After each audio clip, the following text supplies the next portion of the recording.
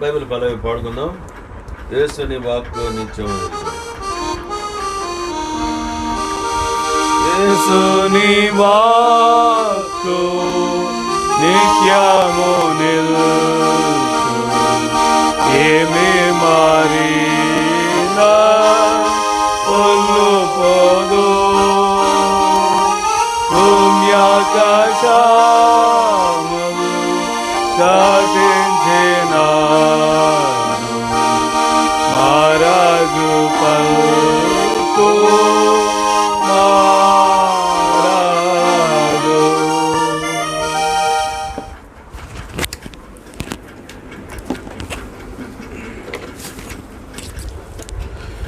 ప్రేమల తండ్రి, నమ్మకమైన దేవ, ప్రభువైన యేసుక్రీస్తు వారి శ్రేష్టమైన నామమున స్తోత్రములు వందనములు చెల్లిస్తూ మీ పాదాలని ఆశ్రయిస్తూ ఉంటున్నాం. ఈ సమయంలో బైబిల్ స్టడీ సందర్భంగా మమ్మల్ని తీసుకుని వచ్చినారు. ఈ సమయంలో నీ వాక్యాన్ని మేము కలిసి ధ్యానించనై ఉంటుండగా నీ వాక్యం ద్వారా మీరు మాతో మాట్లాడవలసిందిగా మేము ప్రార్థన చేస్తూ ఉంటున్నాం. నీ వాక్యంలోని సత్యములను మాకు వెల్లడిపరచుమని ప్రార్థన చేస్తూ ఉంటున్నాం. ప్రేమైన మా ప్రభు, నీ ఆత్మ ద్వారా మాకు బోధించమని ప్రార్థన చేస్తూ ఉంటున్నాం. నీ మీద మేము సంపూర్ణంగా ఆధారపడుతూ ఉంటున్నాం. నీవు సమస్త క్రియలు చేయగల దేవుడవనియు, మీరు ఉద్దేశించినది ఏది నిష్ఫలము కానేరదని ఎరిగిన వారమై మీ పాదముల చెంత సాగిలపడి మిమ్మల్ని పూజిస్తూ ఉంటున్నాం. ఈ రాత్రి కూడా నీ వాక్కును మీరు విడుదల చేసి నీ కార్యమును జరిగించుమని ప్రార్థిస్తూ ఉంటున్నాం. కీర్తనాకారుడు అన్నట్లు ఆయన తన వాక్కును పంపి వారిని బాగు చేసెను, వారు పడిన గుంటల్లో నుండి ఆయన వారిని విడిపించెను. ఈ రాత్రి కూడా నీ కార్యాన్ని జరిగించండి. మాలో, నాలో, ప్రభు అందరిలో నీ యొక్క కృపా కార్యమును, శిలువ కార్యమును మీరు జరిగించండి.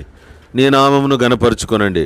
విశ్వాసముతో యెషయా గ్రంథం 55:11 చేపడుతూ సకల అంధకార అపవాది చీకటి శక్తుల కార్యములన్నిటినీ యేసు క్రీస్తు ప్రభు నామమున సంఘముగా ఇచ్చిన అధికారంతో గద్దించి బంధిస్తూ కలువరి శిలువ రక్తదారుల క్రిందకు తెచ్చుకుంటూ సకల మహిమ ఘనత స్తుతి ప్రభావములు ఆరోపిస్తూ మా ప్రభు అయిన యేసుక్రీస్తు నామమున స్తుతించి ప్రార్థించి వేడుకొనుచున్నాం తండ్రి, ఆమెన్.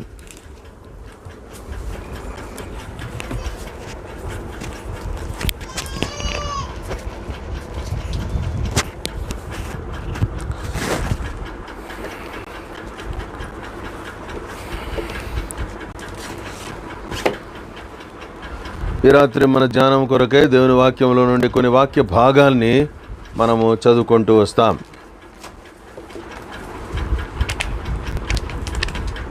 ప్రకటన గ్రంథం 22:7 రెవల్యూషన్ 22:7. Together reading please.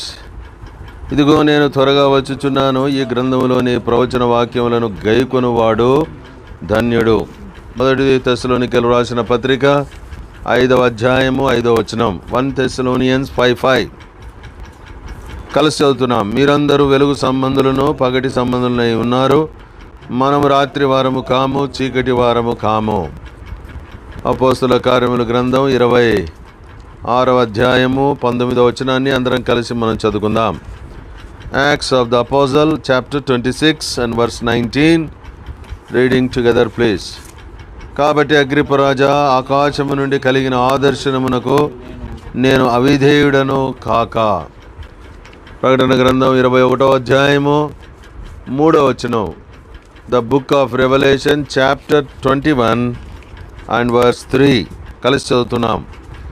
అప్పుడు ఇదిగో దేవుని నివాసము మనుషులతో కూడా ఉన్నది, ఆయన వారితో కాపురముడును, వారాయన ప్రజలయ్యుందురు, దేవుడు తానే వారి దేవుడై ఉండి వారికి తోడయ్యుండును. దయగల దేవుడు చదివిన వాక్య భాగాన్ని మన వినికిడిలో ఆశీర్వదించి మనందరితో మాట్లాడును గాక.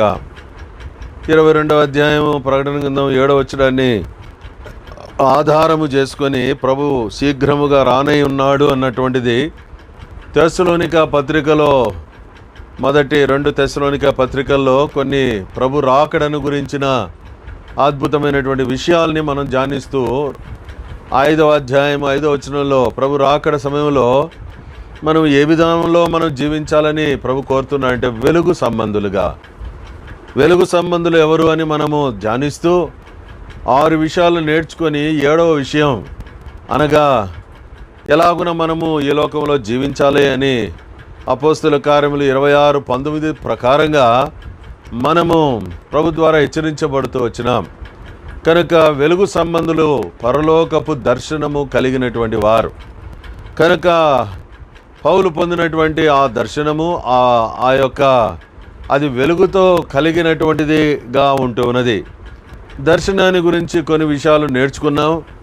పరలోకాన్ని గురించిన కొన్ని విషయాలు ప్రకటన గ్రంథం 21వ అధ్యాయంలో రాయబడినటువంటి ఒక 10 సంగతుల్లో 2 నేర్చుకొని 3వది ధ్యానిస్తూ ఉంటూ ఉన్నాం. మొదటిది, పరలోకం ఎలాంటిది అంటే అది స్థిరమైనటువంటి ప్రదేశం. It's a permanent place. 21:1 ప్రకారంగా, 21:2 ప్రకారంగా ఇట్స్ ఎ ప్రిపేర్డ్ ప్లేస్. అది సిద్ధపరచబడినటువంటి స్థలం. మూడవదిగా మనం చూస్తూ ఉంటున్నాం, ఇట్స్ ఎ ప్రైజింగ్ ప్లేస్. స్తుతులు స్తోత్రములు చెల్లించేటువంటి స్థలం. ఎలాగునని గత దినాల్లో మనం నేర్చుకుంటూ వచ్చినాం. ఇదిగో దేవుని నివాసము మనుష్యులతో కూడా ఉన్నది. దేవుని నివాసము, దేవుడు తన ప్రజలతో కూడి వచ్చినప్పుడు అక్కడ జరిగేటువంటి సందర్భం ఏంటంటే మరి ఒకటి కాదు కానీ ప్రభువును స్తుతించుట, ఎడతెగక ప్రభువును స్తుతించుట. పౌలు 2 కొరింథీ 12వ అధ్యాయంలో 3వ ఆకాశంలోనికి తను కొనిపోబడ్డప్పుడు అక్కడ తను ఏం వింటా వచ్చినాడంటే ఏ మానవుడు వచింపశక్యంగా అనేటువంటి మాటలు. ఏం మాటలవే? ప్రభువును గణపరిచే మాటలు. అనగా ఎందుకు మానవుడు పలకకూడదు అని రాయబడుతుంది అక్కడ అంటే అర్థమైందంటే మహిమా శరీరంతోనే ఉచ్చరించేటువంటి మాటలు. గనుక అవన్నీ అనగా ఇవి మనకు జ్ఞాపకం చేసే సత్యం ఏంటంటే ప్రభువును స్తుతించుట. కనుక in God's dwelling place, in the tabernacle of God, there will be nothing in heaven but only praising him continuously. ఎడతెగక అనగా ప్రభువును మనము స్తుతించే వారిగా ఉంటున్నాం. కనుక అనగా ఈ యొక్క స్తుతించుట అనేటువంటిది ఇక్కడ దేవుని నివాసముతో కలపబడి, it is connected with the dwelling place, God's dwelling place, దేవుని యొక్క నివాస స్థలం. అందుకొరకే హెబ్రీ పత్రిక 9 నుండి కొన్ని విషయాలు మనం చూస్తూ ఉంటున్నాం. దేవుని నివాస స్థలము ఎలాగున ఉంటుందంటే మనము హెబ్రీ పత్రిక 9వ అధ్యాయంలో అనగా ఏ గుడారం యొక్క నమూనాను అనగా అనుగ్రహిస్తూ వచ్చాడో మోషేకి, అది హెబ్రీ 8:5 ప్రకారంగా అది పరలోక సంబంధమగు వస్తువుల ఛాయారూపము. Whatever is been found in the tabernacle which was built by Moses, it is the shadow of heaven. అంటే ఈ వస్తువులన్నీ ఎక్కడ కూడా ఉన్నాయి? పరలోకంలో కూడా ఉన్నాయి అన్నటువంటి సందర్భం ఇక్కడ మనకు జ్ఞాపకం చేయబడుతుంది. అందుకొరకే 9వ అధ్యాయంలో మనం ఇది వరకు కొన్ని విషయాల్ని మనము చూస్తూ వచ్చినాం. నిర్గమకాండంలోని 3 విషయాలు మనం చూసాం. అనగా గంగాళము అనేటువంటిది చూసాము. తర్వాత బల్ల, సముఖపు రొట్టెల బల్ల అనేటువంటిది మనం చూసాము. మూడవదిగా దీపస్తంభము అన్నటువంటి 3 విషయాలు. అనగా ఇవి ఎక్కడ ఉన్నాయంటే దేవుని నివాస స్థలములో అవి ఉన్నట్టుగా మనకు కనబడుతూ ఉంటున్నాయి. ఈ 3 కూడా అది వెలుగునకు సంబంధించినటువంటిదే. గంగాళం ద్వారా మనం ఏం నేర్చుకున్నామంటే అనగా పరిశుద్ధత. కనుక కడుగబడుట, శాంక్టిఫికేషన్ అన్నటువంటిది నేర్చుకుంటూ వచ్చినాం. ఎందుకు ప్రభువు మనల్ని పరిశుద్ధపరుస్తూ ఉన్నాడంటే ఆయన యొక్క గుణాతిశయములను ప్రచురము చేయ నిమిత్తం. ఎక్కడున్నాం, ఎక్కడికి తెచ్చినాడు? 1 పేతురు పత్రిక 2వ అధ్యాయము 9వ వచనం ప్రకారంగా ఎక్కడుంటిమి? మనము చీకటిలో ఉంటిమి, ఆశ్చర్యకరమైన తన వెలుగులోనికి మనల్ని పిలిచినాడు. కనుక ఆశ్చర్యకరమైనటువంటి వెలుగులోని పిలిచి 4 మాటలు ఉంటున్నాయి అక్కడ. వాటిలో ఒకటి పరిశుద్ధ జనము, హోలీ నేషన్, హోలీ పీపుల్. కనుక ప్రభు మనల్ని పరిశుద్ధ జనంగా చేశాడు. అనగా పరిశుద్ధత అనగా ప్రభు యొక్క వెలుగుతో సంబంధించి. రెండవది బల్ల దేనికి గుర్తు అని మనం చూస్తూ వచ్చినాం? ప్రభు అయిన యేసుక్రీస్తు వారికి గుర్తు. సన్నిధి సముఖపు రొట్టెల బల్ల, ప్రభువుతో మనం కలిగి ఉండే సహవాసం, our communion and our fellowship. ఇది కూడా మనకి ఏమి నేర్పించబడుతూ వచ్చిందంటే మనం చూస్తూ వచ్చామంటే సహవాసంలో కూడా మనం ఏమి అనుభవిస్తామంటే ప్రభు యొక్క వెలుగు. మొదటి యోహాను పత్రిక 7వ అధ్యాయం 1వ అధ్యాయం 7వ వచనంలో ఆయన వెలుగులో ఉన్న ప్రకారం మనమును వెలుగులో నడిచిన ఎడల ఆయనతో అన్యోన్య సహవాసం. కనుక చూడండి, ఇంటిమేట్ ఫెలోషిప్ అన్నటువంటిది వెలుగుతో సంబంధించి. మూడవది దీపస్తంభం. దీపస్తంభము దేని కొరకంటే వెలుగిచ్చే దాని కొరకే. ఆ వెలుగు అన్నటువంటి దాని ద్వారా మనము కొన్ని విషయాలు నేర్చుకుంటూ వచ్చినాం. కీర్తన 36 9వ వచనమా 6వ వచనమా? కీర్తనల గ్రంథం 36వ కీర్తన 9వ వచనం. నీ వెలుగును పొందియే మేము వెలుగు చూచుచున్నాం. కనుక ప్రభు అనగా ప్రభువే వెలుగు. కనుక ఈ వెలుగును మనము పొందినటువంటి వారంగా ప్రభును గణపరిచే వారంగా ఉంటున్నాం. కనుక praising place is always we find there is light. అందుకొరకే మనం ఎక్కడ నేర్చుకుంటూ వచ్చినామంటే కొలస్సీ పత్రికలో కదా, 1వ అధ్యాయము అనగా అక్కడి నుంచి 9 నుంచి 12 వరకు కలిసి ఉన్నాయి. తేజోవాసులైన పరిశుద్ధుల స్వాస్థ్యము. కనుక saints in light, he has made us partakers of saints in light. తేజోవాసులైన స్వాస్థ్యములో పాలివారుగా ఆయన మనలను చేశాడు. అనగా దాని అర్థం ఏంటంటే దేవుని నివాస స్థలములో ఎవరున్నారు? తేజోవాసులైనటువంటి పరిశుద్ధులు. They are all saints in light. కనుక ఇది మనకు జ్ఞాపకం చేయబడుతుంది. ఇది ఇంకొక కొన్ని విషయాలు ప్రభు నడిపించిన కొలది మనం చూద్దాం. దేవుని నివాస స్థలమును గురించి 9వ అధ్యాయం, హెబ్రీ పత్రిక 9వ అధ్యాయము. ఇంకా ఏమున్నది అక్కడ మనం చూస్తూ వచ్చినట్లయితే 4వ వచనంలో ఒక విషయాన్ని మనం చూద్దాం. అందులో సువర్ణ ధూపార్తియు అంతటను బంగారు రేకులతో తాపబడిన నిబంధన మందసము ఉండెను. ఏముందంట అండి అక్కడ? నిబంధన మందసము ఉండెను. కనుక నిర్గమకాండము 25వ అధ్యాయము, నిర్గమకాండము 25వ అధ్యాయం 10వ వచనం. వారు తుమ్మకరతో మందసమును చేయవలెను. దాని పొడుగు 2 మూరెడున్నర, దాని వెడల్పు 3 మూరెడున్నర, దాని ఎత్తు 3 మూరెడున్నర. దాని మీద మేలిమి బంగారు రేకు పొదిగింపవలెను. లోపలను వెలుపలను దానికి పొదిగింపవలెను. దాని మీద బంగారు చెవను చుట్టూ కట్టవలెను. చాలండి. కనుక ఈ మాట అనగా we are not going in detail into the subject. ఈ మందసం యొక్క పూర్తి మనం వివరంలోనికి వెళ్ళడం లేదు, కానీ how come we enjoy light in this.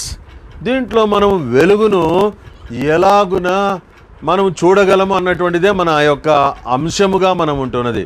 కనుక దేవుని నివాస స్థలంలో ఏముందంటే దేవుని నిబంధన మందసం, ఆర్క్ ఆఫ్ ద కవెనెంట్. అనగా దేవుడు తన ప్రజలతో చేసినటువంటి నిబంధన.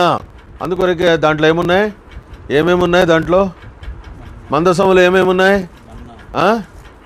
మందసములో మన్నా గల అక్కడే ఉంది, బంగారు పాత్ర. ఇంకేమున్నాయి? అహరోను, చిగిరించిన అహరోను చేతికర్ర. ఇంకోటి ఏమున్నాయి? నిబంధన పలకలు. ఎన్ని పలకలు? 2 పలకలు. కనుక నిబంధన పలకలు కదా. ఏం జ్ఞాపకం చేస్తుంది ఇది? దేవుని యొక్క వాక్యాన్ని, నిబంధన పలకలు. సరే, మనం వెళ్ళడం లేదు, కానీ ఒక తలంపు జ్ఞాపకం చేస్తూ ఉంటున్నాను. ఈ నిబంధన మందసము ఎక్కడ ఉంచబడతా ఉన్నది? ఇది అతి పరిశుద్ధ స్థలము కదా. అదే 3వ వచనంలో ఉంటుంది. 2వ తెరకును ఆవలి అతి పరిశుద్ధ స్థలమను గుడారం ఉండెను. హెబ్రీ 9:3లో. కనుక ఇది మోస్ట్ హోలీ ప్లేస్, అతి పరిశుద్ధమైనటువంటి స్థలం. కనుక ఇక్కడ నిబంధన మందసము అన్నటువంటిది ఉన్నది. కనుక నిబంధన మందసము మనకు జ్ఞాపకం చేసే అనేకమైన సత్యాలు ఉంటున్నాయి. అయితే ఒక 2 విషయాల్ని మాత్రమే ఈ సమయంలో మనం ధ్యానించనే ఉంటున్నాం. అనగా నిబంధన మందసమునకు అనగా ఆ యొక్క అతి పరిశుద్ధ స్థలములోనికి ప్రధాన యాజకుడు ఎన్నిసార్లు పోతాడండి? సంవత్సరమునకు ఒక్కసారి మాత్రమే. కనుక సంవత్సరమునకు ఒకసారి మాత్రమే. దాని కొరకైన సిద్ధపాటు ఎంతో ఉంటుంది. అనగా ఆ లోనికి ఎలా వెళ్ళాలనో దేవుని వాక్యంలో రాయబడుతూ ఉన్నది. కనుక నిబంధన మందసము ఏం జ్ఞాపకం చేస్తుందంటే మొట్టమొదటి సత్యము the immediate presence of God. దేవుని నిబంధన మందసం ఏం జ్ఞాపకం చేస్తుందంటే అనగా అక్కడనే ఉన్న దేవుని సన్నిధిని జ్ఞాపకం చేస్తుంది. కనుక దేవుని యొక్క సన్నిధి అనగా దేవుని సన్నిధిలో ఏముందండి? దేవుని సన్నిధిలో ఏముంది? దేవుని యొక్క సన్నిధిలో దేవుని యొక్క వాక్యంలో మనం చూస్తే వెలుగుంది. అవునా కదా? 1 తిమోతి పత్రిక 6వ అధ్యాయము 16వ వచనంలో ఎక్కడ నివసిస్తూ ఉన్నాడు మన ప్రభువు? సమీపింపరాని తేజస్సులో అమరత్వము కలిగిన వాడై వసించుచున్నాడు, నివసిస్తూ ఉన్నాడు ఆయన. కనుక మన ప్రభు నివసించేటువంటిది అనగా అది అతి పరిశుద్ధమైనటువంటి స్థలము. అది అనగా అన్అప్రోచబుల్ రైట్, అలాంటిది ఎవరు కూడా సమీపింపలేనటువంటి ఆ వెలుగులో ఆయన నివసిస్తూ ఉంటున్నాడు. కనుక అది ఏంటంటే దట్ ఈస్ హిస్ ప్రెజెన్స్. కనుక ప్రభు యొక్క సన్నిధిని సూచించేటువంటిదిగా దేవుని మందసము ఉంటున్నది, దేవుని సన్నిధి. కనుక దేవుని సన్నిధిలో వెలుగు ఉన్నది. అందుకొరకే అనాదిలో దేవుడు ఇశ్రాయేలీయులను ఆశీర్వదించేటువంటి విధానంలో సంఖ్యాకాండము 6వ అధ్యాయం 25వ వచనంలో సన్నిధి కాంతి అన్నటువంటిది మనం చూస్తాం. సంఖ్యాకాండం 6వ అధ్యాయము 26వ వచనంలో అక్కడ ఆయన ముఖ సన్నిధిలో ఉండే ముఖ కాంతి అని చూస్తాం. చదవండి 2 మాటలు. సంఖ్యాకాండము 6వ అధ్యాయము 25, 26 వచనాలు త్వరగా. తన సన్నిధిని ప్రకాశింపజేసి కరుణించునుగాక. యెహోవా నీ మీద తన సన్నిధి కాంతి ఉదయింపచేసి నీకు సమాధానము కలుగజేయునుగాక. కనుక ఇక్కడ రాయబడుతుంది సన్నిధి కాంతి. కనుక సన్నిధి ప్రకాశము, సన్నిధి వెలుగు అనగా దేవుని సన్నిధిలో ఏముందండి? వెలుగు. అందుకొరకు మనం ఎరుగుదాం కదా, చాలాసార్లు మనం చెప్పుకుంటూ వచ్చినాం. మోషే 40 రాత్రింబగళ్ళు దేవుని సన్నిధిలో కొండ మీద గడిపినప్పుడు వాట్ డిడ్ హీ రిసీవ్? ఏం తీసుకున్నాడు తను? ఏం తీసుకొని కిందికి వచ్చినాడు? ఏం తీసుకొచ్చాడంటే గాడ్స్ లైట్, దేవుని వెలుగు. కనుక దేవుని సన్నిధిలో దేవుని యొక్క వెలుగు ఉంటున్నది. కనుక దేవుని ప్రజలైనటువంటి వారు, ప్రభువును స్తుతించేటువంటి వారు వారు అన్ని వేళలా 4వదిగా వారి జీవితాల్లో ఏం అనుభవించాలంటే ఆయన యొక్క సన్నిధిని, సన్నిధి కాంతిని, సన్నిధి ప్రకాశమును అనుభవించేటువంటి వారంగా మనం ఉండాల. ఇది చాలా ప్రాముఖ్యం. Without acknowledging his presence, without enjoying his presence we cannot praise him. ఆయన సన్నిధిని గమనించకుండా, గుర్తించకుండా ఏం చేయలేం? మనము ప్రభువును స్తుతించలేం. మనం ఎరుగుదాం కదా, తండ్రి ఇంటి నుండి పారిపోయినటువంటి భయముతో పారిపోతున్నటువంటి యాకోబును దేవుడు బేతేల్లో కలుసుకున్నప్పుడు, దేవుడు బేతేల్లో యాకోబును ఆశీర్వదించినప్పుడు యాకోబు అది నిద్ర అనుకొని లేచి ఏమంటా ఉన్నాడు? నిశ్చయముగా యెహోవా ఈ స్థలమందున్నాడు. ఏంటి జ్ఞాపకం చేస్తుంది? ఆదికాండం 28వ అధ్యాయంలో 16, 17, 18 వచనాల్లో మనం చూడగలుగుతూ వస్తాం. అనగా నిశ్చయముగా దేవుడి స్థలం ముందు ఉన్నాడంటే యాకోబు చెప్పడంలో ఉద్దేశం ఏంటంటే he could feel the presence of God. దేవుని ప్రజలమైనటువంటి మనము ఎక్కడున్నా, అరణ్యంలో ఉన్నా, అడవిలో ఉన్నా, తర్వాత ఏ పరిస్థితుల్లో ఉన్నా, ఏ చోట ఉన్నా కానీ దేవుని ప్రజలు ఏమనుభవిస్తారు? నిశ్చయముగా దేవుడు ఈ స్థలమందు ఉన్నాడు. కనుక ఇదెంతో అద్భుతమైనటువంటి దేవుని ప్రజలు అనుభవించేటువంటి స్థలం. There is God's presence in God's dwelling place. దేవుని నివాస స్థలములో దేవుని సన్నిధి ఉంది. దేవుని సన్నిధిని సూచించే దాని కొరకే దేవుడు అక్కడ దేవుని నిబంధన మందసాన్ని ఉంచాడు. కనుక ఈ రాత్రి ప్రభు మనకు జ్ఞాపకం చేసేది ఏంటంటే, do you enjoy the presence of God in your life? నీ జీవితంలో దేవుని సన్నిధిని నువ్వు అనుభవిస్తా ఉన్నావా?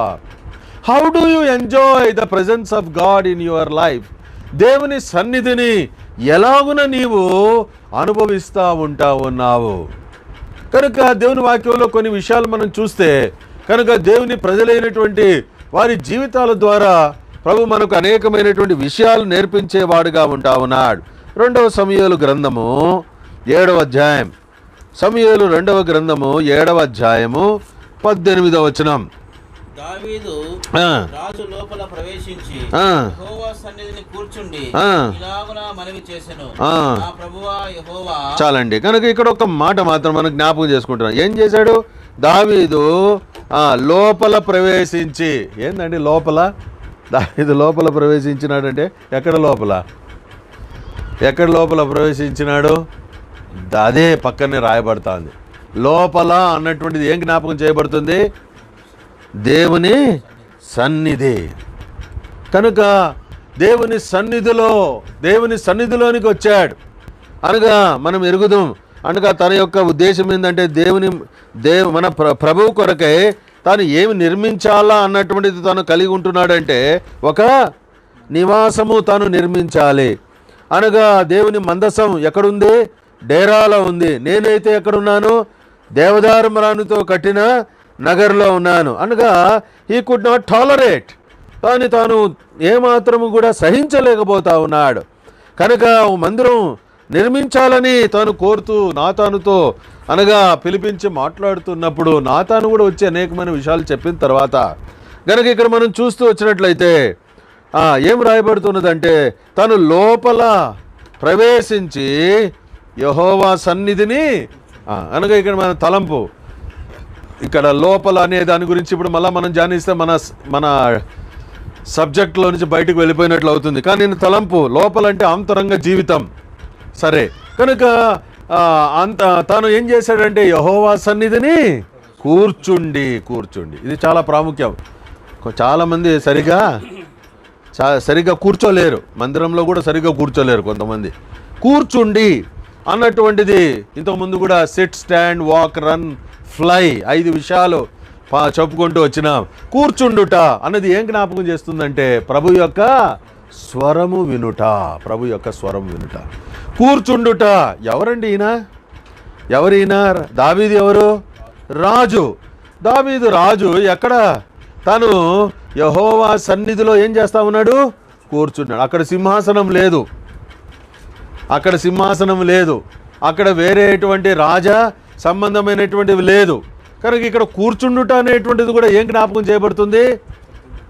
వినయముతో కూడుకున్నటువంటి జీవితాన్ని మనకు జ్ఞాపకం చేసేదిగా ఉంటూ ఉన్నది. కనుక కూర్చుండుట, యెహోవా సన్నిధిని కూర్చుండుట. కనుక ఈ అనుభవంలో మనం ఉండాలని ప్రభు మనకు జ్ఞాపకం చేస్తూ ఉన్నాడు. దేవుని సన్నిధిని మనం అనుభవించాలి అంటే దేవుని సన్నిధిలో మొట్టమొదటిగా కూర్చుండేటువంటి వారంగా, మనల్ని మనం తగ్గించుకునేటువంటి వారంగా, అనగా వినయము కలిగిన వారిగా, దీన మనస్సు కలిగినటువంటి వారిగా ఉండాలని ప్రభు ద్వారా మనం నేర్పించబడతా ఉంటున్నాం. కనుక ఇది ఎవరిది? దీన మనస్సు, వినయము, సాత్వికం అనేటువంటిది ఎవరి గుణ లక్షణాలు? ప్రభు యొక్క గుణ లక్షణాలు కదా. మత్తయి సువార్త 11వ అధ్యాయం 29వ వచనంలో నేను సాత్వికుడను దీన మనస్సు గలవాడను. కనుక ఇది ఆయన లక్షణం. కనుక దేవుని సన్నిధితో మనం కలిగి ఉండేటువంటి అనుభవం ఏంటంటే దేవుని సన్నిధిని కూర్చోవాలి. కూర్చున్న తర్వాత దేవుని సన్నిధిలో ఎలా ఉండాలా? ఆదికాండము 18వ అధ్యాయము 22వ. త్వర కొన్ని విషయాలు మనం చూసుకుంటూ ముందుకెళ్దాం. ఆ మనుషులు అక్కడ నుండి తిరిగి సొదొమ వైపుగా వెళ్ళిరి. అబ్రహాము ఇంకా యెహోవా సన్నిధిని నిలుచుండెను. అబ్రహాము ఇంకను యెహోవా సన్నిధిని, Abraham stood still in the presence of God. నిలుచుండుట. కనుక నిలుచుండుట కూడా ఏం జ్ఞాపకం చేస్తుంది? నిలుచుండుట అనేటువంటిది ఏం జ్ఞాపకం చేస్తుంది అంటే కనుక ప్రభు కొరకైనటువంటి సాక్షిగా ఉండుట. కనుక దేవుని సన్నిధిలో కూర్చుండుట ఎలాగునా? మరియ యేసు పాదముల యొద్ద కూర్చున్నట్టుగా, అనగా లూకాసు వార్త 10వ అధ్యాయం 39వ వచనం ప్రకారంగా ఆయన పాదముల యొద్ద కూర్చొని ఆయన బోధ వినుచుండెను. కనుక దేవుని సన్నిధిని మరి అమ్మ అనుభవిస్తూ వచ్చింది. అందుకొరకు ఆమెను గురించి ఏం చెప్పబడింది? 42వ వచనంలో మరియా ఉత్తమమైన దానిని. కనుక దేవుని సన్నిధిలో కూర్చుండుట ఏంటిది? అది ఉత్తమమైన. తర్వాత రెండవది దేవుని సన్నిధిలో నిలిచి ఉండుట. ఇది దేవుని యొక్క ఆశ కూడా. కేవలం మనం కూర్చుండేటువంటి వారంగా కాకుండా, ఆయన స్వరం వినేటువంటి వారంగా కాకుండా, ఆయన కొరకైన సాక్షులుగా మనం ఉండాలని, అందుకొరకే ఆ యొక్క నిబంధన పలకలను తిరిగి రెండవ పర్యాయం ప్రభు రాసేదాని కొరకే మోషేకు పిలిపిస్తాడు. నిర్గమకాండము 34వ అధ్యాయము 2వ వచనం. నిర్గమకాండము 34వ అధ్యాయము 2వ వచనం చదవండి. నీవు సిద్ధపడి ఉదయమున సీనాయి కొండ ఎక్కి అక్కడ శిఖరము మీద నా సన్నిధిని నిలిచి ఉండవలెను. ఎక్సోడస్ 34:2లో మాటలు చెప్పబడతా ఉంటున్నాయి. ఏం చేయాలంట? ఉదయమున నా సన్నిధిని నిలిచి ఉండవలెను. ఇక్కడ అబ్రహాం నిలిచి ఉన్నాడు. దేవుడు మోషేతో కూడా ఈ మాటలు అంటున్నాడు, నువ్వేం చేయాలా? నా సన్నిధిని నిలిచి ఉంటూ రావాలి. కనుక ప్రభు సన్నిధికి సంబంధించిన ఉత్తమమైన దాన్ని ఏర్పరచుకునేవారిగా, దాని కొరకైనటువంటి సాక్షులుగా మనం ఉండాలని ప్రభు కోరుతూ ఉంటూ ఉన్నాడు. కనుక సన్నిధిలో నిలుచుట రెండవది. తర్వాత మూడవది ఆదికాండము 17వ అధ్యాయం 1వ వచనం. జెనసిస్ 17:1. అబ్రాము 99 ఏండ్ల వాడైనప్పుడు యెహోవా అతనికి ప్రత్యక్షమై, నేను సర్వశక్తిగల దేవుడను, నా సన్నిధిలో నడుచుచు నిందారహితుడవై ఉండుము. నా సన్నిధిలో నడుచుచు, దేవుని సన్నిధిలో నడుచుట కదా. ఈ ప్రేయర్ మీటింగ్స్లో మనం చూస్తూ వస్తూ ఉంటున్నాం ఈ దినాల్లో. లేవియాకాండం 26:12లో నేను వారి మధ్య నడచెదను అనగా దేవుని ప్రజలైనటువంటి వారు ఎలా ఉండాలనేది దేవుని యొక్క ఆశ. అంటే దేవుని సన్నిధిలో నడుచుట. నడుచుట దేనికి గుర్తు? సహవాసమునకు గుర్తు. కనుక దేవుని సన్నిధిలో దేవునితో సహవాసం చేయుట. అందుకొరకే యోహాన్ అంటాడు కదా, మన సహవాసం అయితే ఎవరితో? తండ్రితో కూడాను ఆయన కుమారుడైన యేసుక్రీస్తుతో కూడాను ఉన్నది. ఎంత అద్భుతమైనటువంటి మాట. కనుక మన సహవాసం అయితే, కనుక ఆయన సన్నిధితో సహవాసం. సరే, మనం ఎరుగుదాం కదా. ఎప్పుడైతే సౌలు ఎవరి ద్వారా దావీదు సౌలు ద్వారా తాను తరమబడినప్పుడు ఏమంటా ఉన్నాడు? ఒక మాట అంటా ఉన్నాడు. సౌలును తాను ఎదుర్కొన్నప్పుడు, దేవుడు సౌలును అప్పగించినప్పుడు సౌలుతో ఏం మాట్లాడుతున్నాడంటే, ఎవరైతే దేవుని సన్నిధిని నేను అనుభవించకుండా నన్ను ఎడము చేశారో అంటా ఉన్నాడు. నా దేశమునకు, దేవుని సన్నిధికి నేను ఏమైపోయాను? ఎడమైపోయాను. అంటే దాని అర్థం ఏంటంటే, his longing, the longing of David is to have fellowship in the presence of God. దేవుని యొక్క సన్నిధిలో సహవాసము కలిగి ఉండడం అన్నటువంటిది తాను కోరుకున్నాడు. అందుకొరకే ఏమంటాడు? చిరకాలము నేను యెహోవా మందిరములో నివాసం చేసేదనని కీర్తనలు 23:6లో ఆయన చెబుతా ఉన్నాడు. అంటే దాని అర్థమైందండి, సహవాసం. కనుక మనం కూడా దేవుని యొక్క సన్నిధితో ఏం కలిగి ఉండాలా?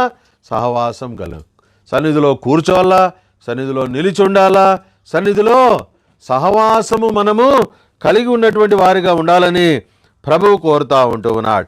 ఎప్పుడైతే దేవుని సన్నిధిలో మనము ఈ యొక్క అద్భుతమైనటువంటి దేవుని యొక్క సహవాసాన్ని మనము కలిగి ఉంటూ వస్తామో, అప్పుడు మన జీవితంలో మనం పొందే అనగా ఇంకా కొన్ని విషయాలు దాంట్లో మనం చూద్దాం.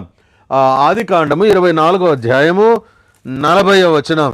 Genesis chapter 24:40. అప్పుడు నేను నా యజమానునితో, నా స్త్రీ నా వెంట రాదేమో అని చెప్పినందుకు అతడు, ఎవని సన్నిధిలో నేను జీవించుచున్నానో యెహోవా నీతో కూడా తన దూతను పంపి. చాలండి. కనుక ఒక ఎంత అద్భుతమైనటువంటి సాక్ష్యం కదా.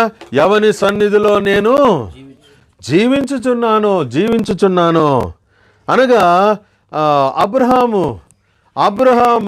తనకున్నటువంటి అనుభవాన్ని ఇక్కడ తెలుపుతూ ఉంటున్నాడు. అబ్రహాము దేవుని సన్నిధిలో కూర్చున్నాడు, అబ్రహాము దేవుని సన్నిధిలో నిలుచున్నాడు, అబ్రహాము దేవుని సన్నిధిలో నడుస్తూ ఉన్నాడు. కనుక ఇక్కడ 4వదిగా మనం చూస్తూ వచ్చినట్లయితే అబ్రహాము దేవుని సన్నిధిలో ఎలా ఉన్నాడు?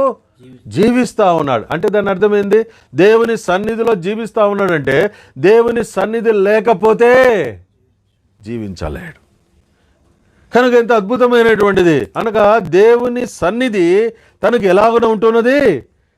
జీవమును అనుగ్రహించేదిగా ఉంటున్నది. నా జీవితంలో దేవుని సన్నిధి నేను లేకపోతే నా ప్రాణము పోయినట్టే.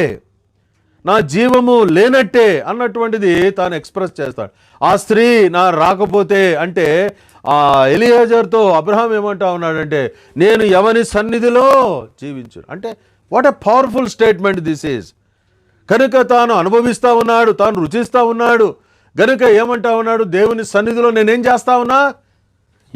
ఎలీషా వాళ్ళు ఏమన్నారు, ఎవని సన్నిధిలో మేము నిలవబడి ఉన్నాము అంటా ఉన్నారు. They were witnesses for the presence of God. అదేలాగున ఎవని సన్నిధిలో నేను జీవిస్తూ ఉన్నాను. ఈ అద్భుతమైనటువంటి మాటను గనుక ఇక్కడ తాను వివరిస్తూ ఉంటా ఉన్నాడు.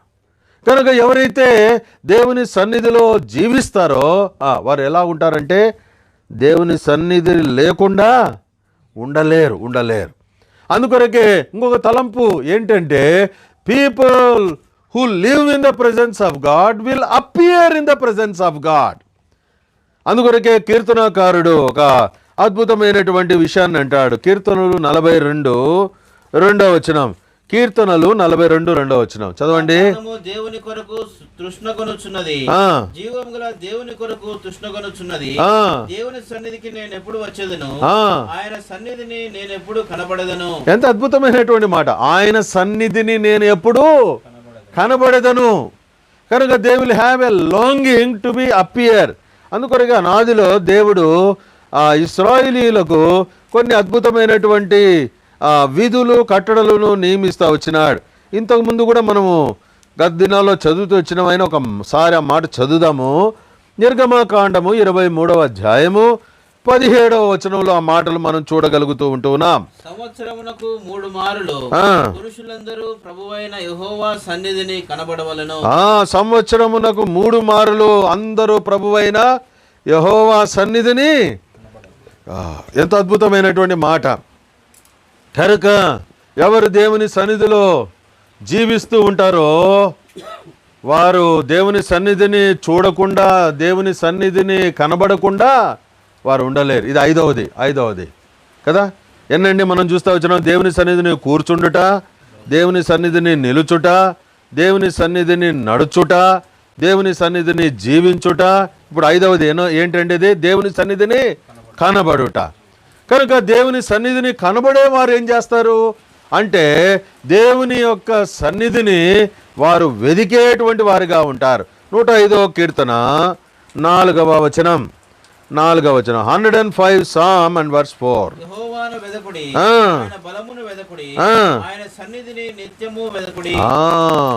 కనుక ప్రభు యొక్క సన్నిధి వెదికేటువంటి వారు. గద్దినాల్లో మనం చూస్తూ వచ్చినాం. వెదకుట అంటే ఏంటో గద్దినాలు. పూర్ణ హృదయముతో ఆయన వైపుకు మరలుట, ఉపవాసముతో ఆయనను ప్రార్థించుట కదా. ఒక 7 విషయాలు మనము గద్దినాల్లో హౌ టు సీక్ గాడ్ అన్నటువంటి దాంట్లో what does it mean by seeking అన్నటువంటిది మనం చూస్తూ వచ్చినాం. సరే, ఇక్కడ యెహోవా సన్నిధిని ఎప్పుడు వెతకండి? నిత్యము వెతుకుడి. అంటే దాని అర్థమైంది నాట్ అకేషనలీ, నాట్ సెరమోనియలీ, ఏదో పండుగల సందర్భంగా లేకపోతే ఏదో ఆయా సందర్భాల్లో వెతకడం కాదు. కానీ ఏమంటాడు? నిత్యము వెతుకుడి. ప్రభువు కూడా దావీదుతో ఒక మాట అన్నాడు. కీర్తనల గ్రంథము 27:8 వచనం. నా సన్నిధిని వెదకుడని నీవు సెలవీయగా యెహోవా నీ సన్నిధి నేను వెదకదనని నా హృదయము నీతో అనెను. నా సన్నిధి వెదకు అంటే what is the response of David? దావీదు ఏమంటా ఉన్నాడు? నీ సన్నిధిని నేను వెదకెదను అని నా హృదయం నీతో అనెను. ఎంత అద్భుతమైన మాట. ప్రేమైనటువంటి సహోదరుడా, సహోదరి, మన జీవితంలో ఈ అనుభవాన్ని మనము కలిగి ఉండేటువంటి వారంగా ఉంటూ రావాలి కదా. దేవుని సన్నిధిని వెతుకుట. అందుకొరకే నిర్గమకాండం 33వ అధ్యాయంలో మోషే ఏమని ప్రార్థన చేస్తాడు? 13 వచనాల్లో నీ సన్నిధి మాతో రాని ఎడలా మమ్మల్ని తీసుకొని పోకు, మమ్మల్ని తోడుకొని పోకు అంటే ప్రభు ఏమన్నాడు? 14వ వచనంలో నా సన్నిధి నీకు తోడుగా వచ్చును. అంటే దాని అర్థం ఏంటంటే దేవుని సన్నిధిని దేవుని దాసుడైన మోషే అనుభవించినటువంటి వాడు. ఇది 6వది, దేవుని సన్నిధిని వెదకుట. కనుక ఎప్పుడైతే ఈ అనుభవాలు గుండా మనం వస్తామో, ఏడవదిగా దేవుని సన్నిధిని ఏం చేస్తామంటే, రెండు మాటలు మనం చదువుదాం. మొదటి సమూయేలు గ్రంథం 1వ అధ్యాయం 10-11 వచనాలు చదవండి. 1 Samuel chapter 1, 10 and 11. బహు దుఃఖాక్రాంతురాలై వచ్చి యెహోవా సన్నిధిని ప్రార్థన చేయుచు బహుగా ఏడ్చుచు, సైన్యములకు అధిపతివగు యెహోవా, సేవకురాలైన నాకు కలిగి ఉన్న శ్రమను చూచి ఈ సేవకురాలనైన నన్ను మరొక జ్ఞాపకం చేసుకుని ఈ సేవకురాలనైన నాకు మగపిల్లను దయచేసినట్లా వాని తల మీదకి క్షౌరపు కత్తి ఎన్నటికీ రానియక వాడి బ్రతుకు దినములన్నిటిను నేను వానిని యెహోవా వగు నీకు అప్పగింతునని మొక్కుబడి చేసుకునేను. ఆమె యెహోవా సన్నిధిని ప్రార్థన చేయుచుండగా ఏలీ ఆమె నోరు కనిపెట్టుచుండెను. ఏం చేస్తా ఉంది ఆమె? యెహోవా సన్నిధిని ప్రార్థన చేయొచ్చు. యెహోవా సన్నిధిని ప్రార్థన చేయొచ్చు. ఇది ఎంతో అద్భుతమైనటువంటిది. ఇక్కడేమో ప్రార్థన చేయొచ్చు అని రాయబడింది. 15వ వచనంలో హన్నా ఏమంటా ఉంది? 15వ వచనంలో చివరి భాగం, నా ఆత్మను యెహోవా సన్నిధిని కుమ్మరించుకొనుచున్నాను. ప్రార్థన చేస్తా ఉంది. ఏం చేస్తా ఉంది? She is pouring out her heart in the very presence of God. దేవుని సన్నిధిని. చాలాసార్లు ఈ అనుభవం మనము కలిగినటువంటి వారంగా మనము లేం. మనం ఎలా వస్తామంటే స్ట్రైట్ అవే ఏమొస్తాం? ఎక్కడికి వస్తాం? 7వ అంశం దగ్గరికి వస్తాం. ముందున్నటువంటి 6 విషయాల్ని మనం ఏమీ చేయము. మొట్టమొదటిగా ఆయన సన్నిధిలో కూర్చోము, ఆయన సన్నిధిలో నిలుచోము, ఆయన సన్నిధిలో నడుచుకొనము, ఆయన సన్నిధిలో మనం మళ్ళీ అన్నీ అదే చెప్పినట్టు ఉంటుంది. కనుక ఇవన్నీ అనుభవాలు మనం లేకుండా ఏం చేస్తామంటే అనేకసారి స్ట్రైట్ అవే వస్తాం. అందుకొరకే many of our prayers are unanswered. చాలా మన ప్రార్థనలకు జవాబు లేదు. There is no divine order regarding the presence of God in our spiritual life. మన ఆత్మీయమైన జీవితంలో దేవుని సన్నిధి కొరకైనటువంటి దైవికమైనటువంటి క్రమం లేదు. కనుక దైవికమైన క్రమం మనకు లేదు కాబట్టి మన ప్రార్థన చేస్తూ ఉన్నాం కానీ ఏమీ జరగడంలే. కనుక దేవుడు ఉద్దేశించిన క్రమంలోనికి మనం వచ్చి ప్రార్థన చేసేటప్పుడు మన ప్రార్థనను ఆయన ఆలకించేటువంటి వాడిగా ఉంటాడు. కనుక ఎప్పుడైతే ఈ 7 కార్యాలు మనం చేస్తామో మనం పొందేటువంటి 3 దివ్యమైనటువంటి దీవెనలు ఉంటా ఉన్నాయి. 3 దివ్యమైనటువంటి దీవెనలు. ఏం దీవెనలు అంటే, మొట్టమొదటిగా దేవుని వాక్యంలో ఆదికాండము 27వ అధ్యాయము, ఆదికాండము 27వ అధ్యాయము 7వ వచనము, ఆదికాండము 27:7. మృతి పొందక మునుపు నేను తిని యెహోవా సన్నిధిని నిన్ను ఆశీర్వదించినట్లు నా కొరకు మాంసము తెచ్చి నాకు రుచిగల భోజనములను సిద్ధపరచుమని చెప్పగా వీటిని. ఇక్కడ మిగతావే మనం చూస్తాం, రుచిగల వాటిని చూస్తాం మనం. కానీ అక్కడ ఎక్కడ ఇస్సాకు తన కుమారుని ఆశీర్వదించాలని ఇష్టపడతా ఉన్నాడు? యెహోవా సన్నిధిని. In the presence of God there are blessings. అంటే ఇది చదివినప్పుడు మనకు బాగా అర్థమైపోతుంది. ఏం అర్థమైపోతుంది? ఏం బాగా అర్థమైపోతుంది? Blessings are nowhere in the world. ఆశీర్వాదాలు అన్నటువంటివి ఈ లోకంలో ఎక్కడ లేవు. ఎక్కడ ఉన్నాయి? దేవుని సన్నిధిలోనే ఉన్నాయి కదా. అందుకొరకే 96వ కీర్తన 6వ వచనంలో మనం చూద్దాం కదా, ఘనత ప్రభావములు బల సౌందర్యములు ఎక్కడున్నాయి? ఆయన సన్నిధిలో ఉన్నాయి కదా. కనుక ఘనత కావాలన్నా, ప్రభావం కావాలన్నా, బలం కావాలన్నా, తర్వాత అలాగున అద్భుతమైనటువంటి సౌందర్యం కావాలన్నా ఎక్కడుంది? దేవుని యొక్క సన్నిధిలో ఉన్నాయి. గద్దినాలు చూస్తూ వచ్చినాం. ప్రశస్తమైనటువంటి వస్త్రములకు, సంతుష్టి సహితమైనటువంటి భోజనమునకు ఆ పట్టణము ఆధారముగా ఉండును. యెషయా గ్రంథం 23వ అధ్యాయం చివరి వచనాల్లో మనము చూడగలుగుతూ వస్తూ ఉంటున్నాం. మనకు ఎరిగినటువంటి సత్యం కూడా కీర్తనల గ్రంథం 16:11లో నీ సన్నిధిని సంపూర్ణ సంతోషము కలదు. కనుక దేవుని సన్నిధిలోనే ఉన్నాయి. ఏంటి ఉన్నాయి? ఆశీర్వాదాలు అన్నటువంటివి మనం చూడగలుగుతూ ఉంటున్నాం. కనుక ప్రియమైన సహోదరుడా, సహోదరి, దీవెనలు కావాలని నువ్వు కోరితే ఈ 7 విషయాలు నువ్వు జరిగిస్తురా. కనుక God will bless you in his presence. These are not material blessings. ఇవి ఏమి ఆశీర్వాదాలు కావు, ఇవి వస్తురూపకమైనటువంటివి కావు. ఏం ఆశీర్వాదాలు ఇవి? ఇవి ఆత్మీయమైనటువంటి ఆశీర్వాదాలు. These are spiritual blessings.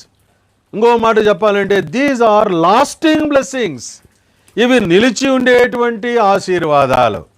అందుకొరకే పేతురు తన పత్రికలో రాస్తాడు, దేని కొరకు దేవుడు మనల్ని పిలిచినాడట? ఆశీర్వాదమునకు వారసుల మగుటకు దేవుడు మనల్ని పిలిచాడు. మొదటి పేతురు 3వ అధ్యాయం 9వ వచనంలో ఆ మాటలు మనము చూడగలుగుతూ ఉన్నాం. కనుక ఇది దేవుని సన్నిధిని మందసం చూపిస్తూ ఉంది. ఆ సన్నిధిలో ఏముంది? వెలుగుంది. దాని ద్వారా దేవుడు మనల్ని ఆశీర్వదించాలని దేవుని యొక్క, అదే కదా మనం ఇదివరకు చదువుతూ వచ్చినాం కదా, సంఖ్యాకాండం 6వ అధ్యాయం 24, 25, 26 వచనాల్లో. కనుక ఇశ్రాయేలును ఆశీర్వదించేటువంటి విధానం. కనుక ఆయన సన్నిధి కాంతి, సన్నిధి యొక్క వెలుగు అన్నటువంటిది ద్వారా మనము ఆశీర్వదించబడతాం. కనుక అది మొదటిది. రెండవదిగా యెహోవా సన్నిధిలో మనము అనగా ఈ 7 అనుభవంలోనికి వస్తే మనం పొందేటువంటి రెండవ మేలు ఏంటంటే, దేవుని యొక్క వాక్యంలో 2వ సమూయేలు లేకపోతే మొదటి సమూయేలు గ్రంథము 2వ అధ్యాయము 21వ వచనం. యెహోవా హన్నాను దర్శింపగా ఆమె గర్భవతి అయి 3 కుమారులను 2 కుమార్తెలను కనెను. అయితే బాలుడగు సమూయేలు యెహోవా సన్నిధిని ఉండి ఎదుగుచుండెను. He grew in the presence of God. కనుక యెహోవా సన్నిధిలో ఆశీర్వాదము మాత్రమే కాదు, యెహోవా సన్నిధిలో ఏముందండి?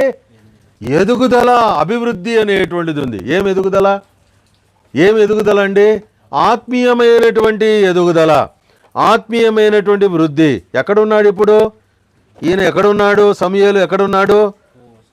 యెహోవా మందిరంలో ఉన్నాడు. షిలోహులోని దేవుని మందిరంలో ఉన్నాడు. దేవుని మందిరంలో ఏం అనుభవిస్తూ ఉన్నాడు సమూయేలు? దేవుని సన్నిధిని తను అనుభవిస్తూ ఉన్నాడు. ఆయన సన్నిధిలో తను ఏం చేస్తూ ఉన్నాడు?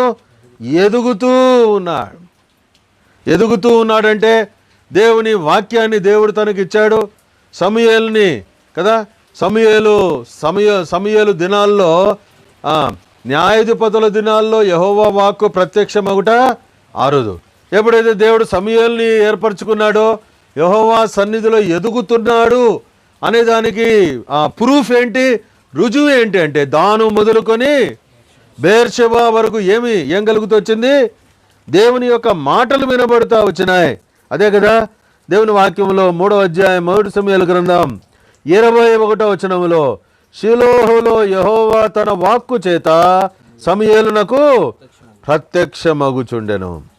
కనుక 20వ వచనంలో దాన్ని మనం చూడగలుగుతూ వస్తూ ఉంటున్నాం, ఆ ప్రదేశముల యొక్క పేర్లు. కనుక you are growing in the presence of God అనగా నువ్వు దేవుని సన్నిధిలో ఎదుగుతున్నావు అనేదానికి రుజువేంటి? ఎదుగుదల. నువ్వు ఎదుగుతున్నావు అనేదానికి రుజువు ఏంటి? ప్రూఫ్ ఏంటి? దేవుడు తన వాక్కు చేత నీకు ప్రత్యక్షమగుట. ఇది ఎక్కడ దొరుకుతుంది? Nowhere in the world, in the presence of God. అందుకొరకే దేవుని వాక్యంలో 92వ కీర్తనలో ఒక మాట ఉంది. కీర్తనలు 92వ కీర్తన 13వ వచనం. యెహోవా మందిరములో నాటబడిన వారై వారు మన దేవుని ఆవరణములలో వర్ధిల్లుదురు. యెహోవా మందిరములో నాటబడిన వారై. కనుక ఈ యొక్క ఎదుగుదల ఎట్లాగునా బిగిన్ అవుతుందంటే, ఎదుగుదల దేవుని యొక్క వాక్కు చేత, దేవుని వాక్కు ప్రత్యక్షం అవటం ద్వారా. రెండవదిగా మనం ఇక్కడ చూస్తే కనుక వారు ఏం చేస్తారంట? ఎలాగున వర్ధిల్లుతారు, ఎలాగున ఎదుగుతారంట? నాటబడినటువంటి వారే కదా. They are planted in the courts of the Lord. యెహోవా మందిర ఆవరణంలో నాటబడుట అంటే ఏం జ్ఞాపకం చేస్తుంది? నాటబడుట అనేటువంటిది అనగా కదలనటువంటి స్థితిని, స్థిరమైనటువంటి స్థితిని అది చూపించేదిగా మనం చూడగలుగుతాం. కనుక ఈ విషయాన్ని ప్రభు మనకు జ్ఞాపకం చేస్తున్నాడు. దేవుని సన్నిధిలో ఆశీర్వాదము, దేవుని సన్నిధిలో ఎదుగుదల అన్నటువంటిది మనము చూడగలుగుతూ ఉంటున్నాం. తర్వాత మూడవదిగా మనం చూస్తే దేవుని సన్నిధిలో అనగా ఈ 7 విషయాల్ని మనం చేసినప్పుడు ప్రభు ఏం చేస్తాడు? 2వ సమూయేలు గ్రంథం 7వ అధ్యాయము 26వ వచనం. సైన్యములకు అధిపతియగు యెహోవా 2 Samuel 7:26. సైన్యములకు అధిపతియగు యెహోవా ఇశ్రాయేలీయులకు దేవుడై ఉన్నాడను మాట చేత నీ నామమునకు శాశ్వత మహిమ కలుగునట్లును నీ దాసుడనైన నా కుటుంబము నీ సన్నిధిని స్థిరపరచబడినట్లును నీవు సెలవిచ్చిన మాట నెరవేర్చుము. ఎప్పుడైతే దేవుని సన్నిధిని మనం ఎదుగుతూ వస్తామో, దేవుని సన్నిధిలో ఎప్పుడైతే మనం వర్ధిల్లుతూ వస్తామో, దేవుని యొక్క సన్నిధిలో ప్రభు ఏం చేస్తాడు? మనల్ని స్థిరపరచు, ఎస్టాబ్లిష్డ్. కనుక స్థిరపరచబడుట ఎంత అద్భుతమైన దేవుడు, ఎంత ప్రేమ కలిగినటువంటి దేవుడు. దావీదు యొక్క సంతానము, దావీదుకు పుట్టిన వారందరినీ, దావీదు వంశములో ఉన్నటువంటి వారందరినీ ఏం చేస్తా వచ్చినాడు? అంటే ఎవరిని కూడా ఆయన విడిచిపెట్టలేదు. దావీదు సింహాసనం ముందు కూర్చుండుటకు ఒకడు ఉండక మానడు. ఎంత అద్భుతమైన అదే దావీదు సింహాసనమున రాబోయే దినాల్లో ప్రభువైన దేవుడు యేసుక్రీస్తు ప్రభువారు ఆయన కూర్చొని యుగయుగములు రాజ్యం ఏలేటువంటి వాడిగా ఉంటా ఉన్నాడు. మన ప్రభుని గురించి చెప్పబడినటువంటి మాటలు. కనుక ఈ దివ్యమైనటువంటి ఆశీర్వాదాలు ఎక్కడ పొందుతాం? మనము దేవుని యొక్క సన్నిధిలో కదా. కనుక దేవుని సన్నిధిలో ఆశీర్వాదము, దేవుని సన్నిధిలో ఎదుగుదల, దేవుని సన్నిధిలో స్థిరపరచబడుట. ఎప్పుడైతే ఈ అనుభవం గుండా మనం వెళ్తామో, ఒకదినం ప్రభు రానే ఉన్నాడు. ప్రభు వచ్చినప్పుడు మనల్ని ఎక్కడికి తీసుకుపోతాడు? ఆయన సన్నిధిలో మనల్ని నిలవబెడతాడు. కొలస్సీలకు రాసిన పత్రిక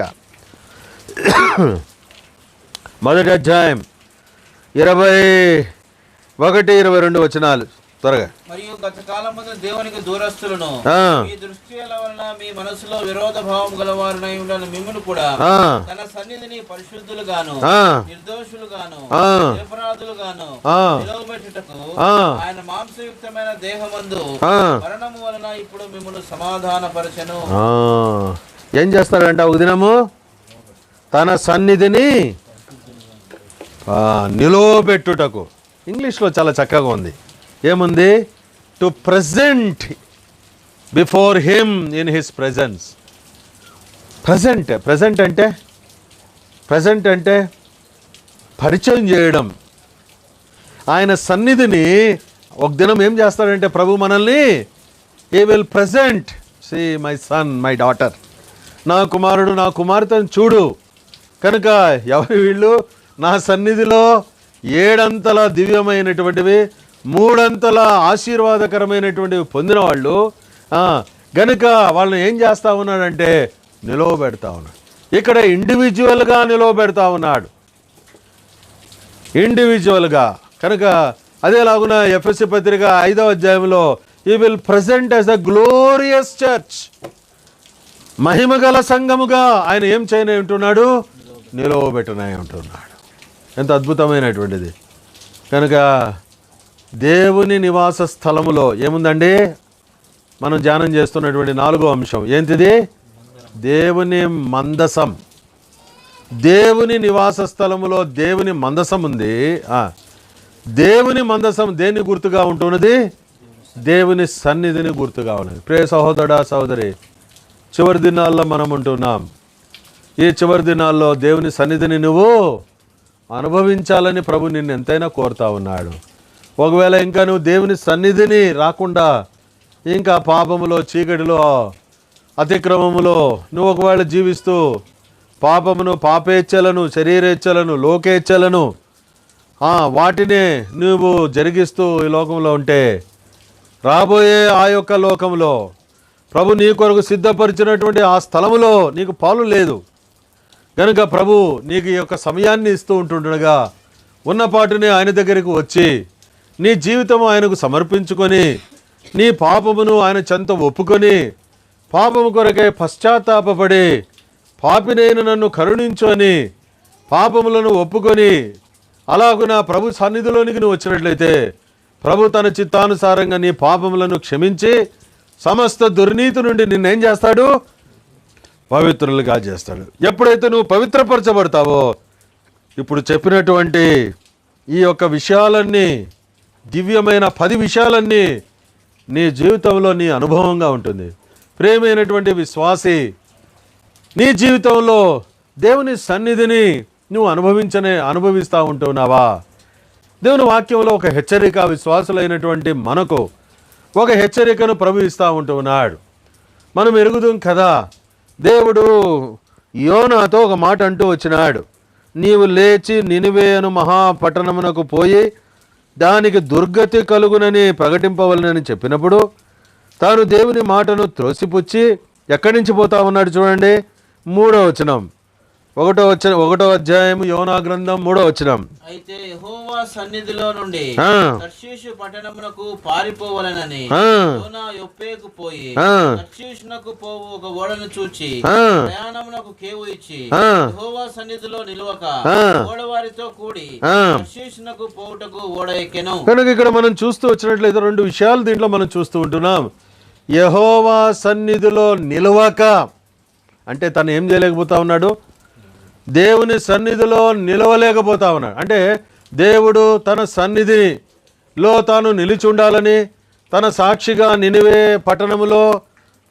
పట్టణస్థుల యొక్క దుర్గతిని గురించి ప్రకటించాలని, తన సాక్షిగా, తన సాధనముగా, తన ప్రవక్తగా, తన దాసునిగా ఏర్పరచుకున్నప్పుడు ఇప్పుడు తను ఏం చేయలేకపోతా ఉన్నాడు? నిలవక ఏం చేస్తా ఉన్నాడు? పారిపోతా ఉన్నాడు. యెహోవా సన్నిధిలో నుంచి పారిపోతాడు. He ఫ్లెడ్ from the presence of God. సరే, ఇక్కడ అతని గురించి చెప్తా ఉన్నాడు. అదే ఆ ఓడ నావికులతో 10వ వచనంలో ఏమంటా ఉన్నాడు చూడండి. ఇదే మాటలు చెప్తా ఉన్నాడు వారితో కూడా. తాను యెహోవా సన్నిధిలో నుండి పారిపోవచ్చున్నట్టు ఆ మనుషులకు తెలియజేసి ఉండెను కనుక వారు ఆ సంగతి భయపడి నీవు చేసిన పని ఏమని అతన్ని అడిగిరి. కనుక వారికి ఏం తెలియజేశాడంట? తాను యెహోవా సన్నిధిలో నుండి. కనుక ప్రేమైనటువంటి దేవుని ప్రజలారా, దేవుని సన్నిధిలో నిలిచినటువంటి వాడవుగా, దేవుని సన్నిధిలో స్థిరమైనటువంటి వాడవుగా నువ్వు ఉంటున్నావా, లేక దేవుని యొక్క సన్నిధిలో నుండి పారిపోయేటువంటి వాడవుగా నువ్వు ఉంటా ఉన్నావా? దేవుని సన్నిధిలో నుంచి నువ్వు పారిపోయినట్లయితే ఏ విధమైనటువంటి ఆత్మీయమైనటువంటి దీవెనలు నువ్వు ఏమాత్రము కూడా పొందలేవు. కనుక ఈ హెచ్చరికను ప్రవహిస్తూ ఉంటాడు. దీని విషయమే దేవుని వాక్యంలో అనేకమైనటువంటివి ఉంటూ ఉన్నాయి. కనుక యెహోవా సన్నిధి, యెహోవా మందసాన్ని చూపిస్తుంది. ఇంకొక తలంపు, చాలా ఉన్నాయి. ఇంకో తలంపు ప్రభు జ్ఞాపకం చేస్తూ ఉన్నాడు. నిబంధన మందసం దేనికి జ్ఞాపకం చేస్తుందంటే అక్కడ ఉండేటువంటి బంగారు మన్నా గల బంగారు పాత్ర, చిగురించిన అహరోను కర్ర, నిబంధన పలకలు. కనుక అక్కడ ఉన్నటువంటి ఆ యొక్క మందసం అంతా కూడా మన ప్రభువైన యేసుక్రీస్తు వారికి సాదృశ్యంగా ఉంటున్నది. అంటే దాని అర్థమైందంటే the arc of covenant stands and represents the lord himself. మన ప్రభువునే చూపిస్తూ ఉంటా ఉన్నది. అందుకొరకే మనం చూస్తూ ఉంటున్నాం కదా. ఏం కర్ర ఉపయోగించినారండి? ఏం కర్ర ఎక్కువగా దేవుని గుడారంలో, ప్రత్యక్ష గుడారంలో ఉపయోగించినటువంటి వుడ్ ఏదండి? ఎక్కువగా తుమ్మకర్ర. తుమ్మకర్రని వస్తూ ఉంది. ఇది దేనికి గుర్తు? మానవత్వానికి గుర్తు. కనుక ఆ తుమ్మకర్ర ఏం చేయబడతా ఉంది? It is covered by the gold. అనగా బంగారు ద్వారా ఏం చేయబడతా ఉంది? అది కప్పబడతా ఉంది బంగారుతో. అదే మనం చదివాము ఇది వరకు 25వ అధ్యాయం 10వ వచనం 11వ వచనంలో నిర్గమకాండంలో మనం చదువుతూ వచ్చినాం. కనుక దేవుని యొక్క సన్నిధి మాత్రమే కాదు, బంగారు దేనికి గుర్తండి? దైవత్వానికి గుర్తు. Gold represents is deity. అనగా ఆయన దైవత్వానికి గుర్తుగా, అనగా 25:10-11 ప్రకారంగా నిర్గమకాండము మనం చూడగలుగుతూ ఉన్నాం.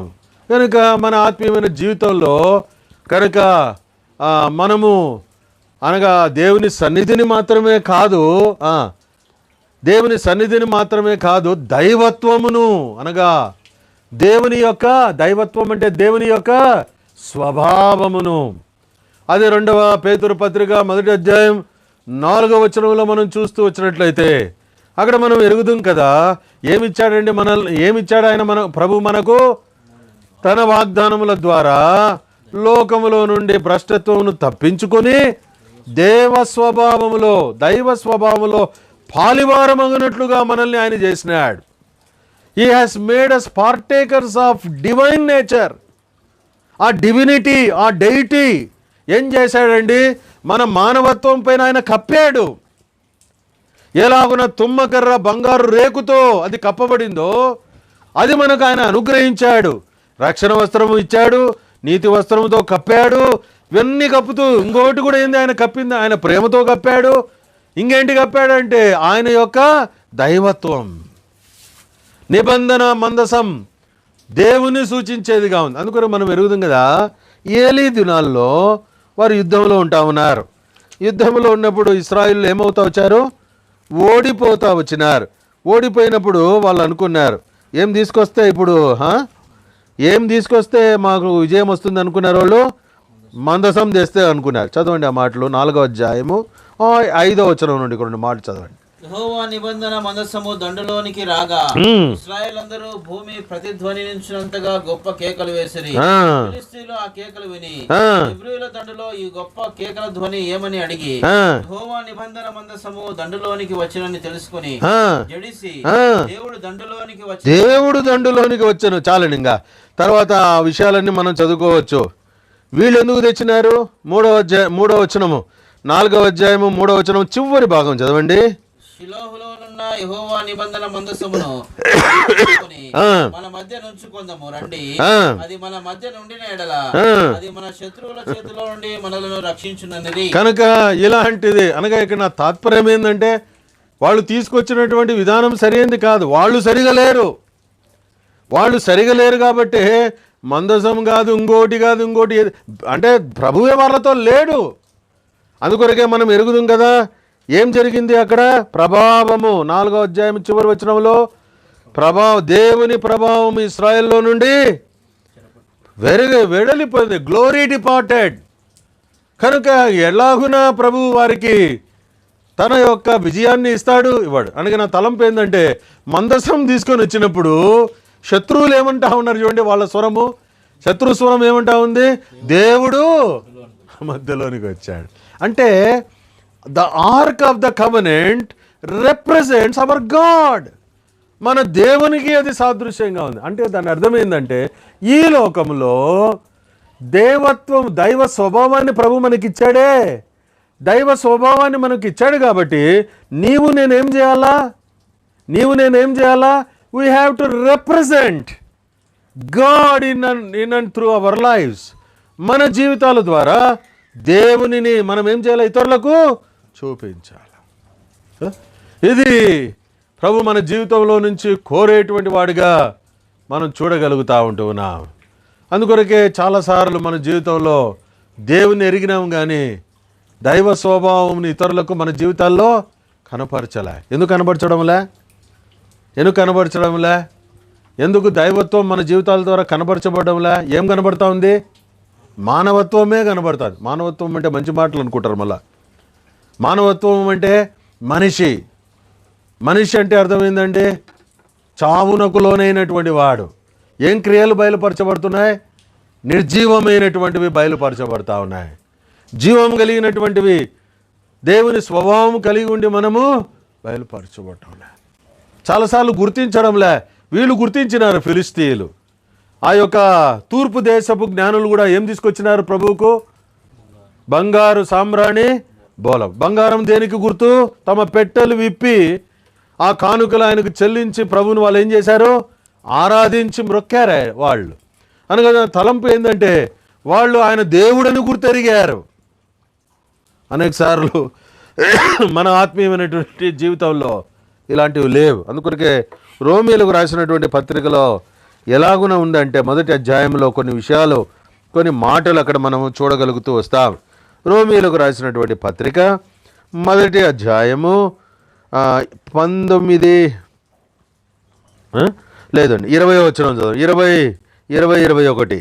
ఆయన అదృశ్య లక్షణములు అనగా ఆయన నిత్య శక్తియు దేవత్వమును జగదుత్పత్తి మొదలుకొని సృష్టింపబడిన వస్తువులను ఆలోచించడం వలన తేటపరుచున్నవి కనుక వారు నిరతులై ఉన్నారు. 21 దేవుని ఎరిగియో ఆయనను దేవునిగా మహిమపరచలేదు, కృతజ్ఞతాస్తుతులు చెల్లింపను లేదు గాని వాదముల యందు వ్యర్థులైరి.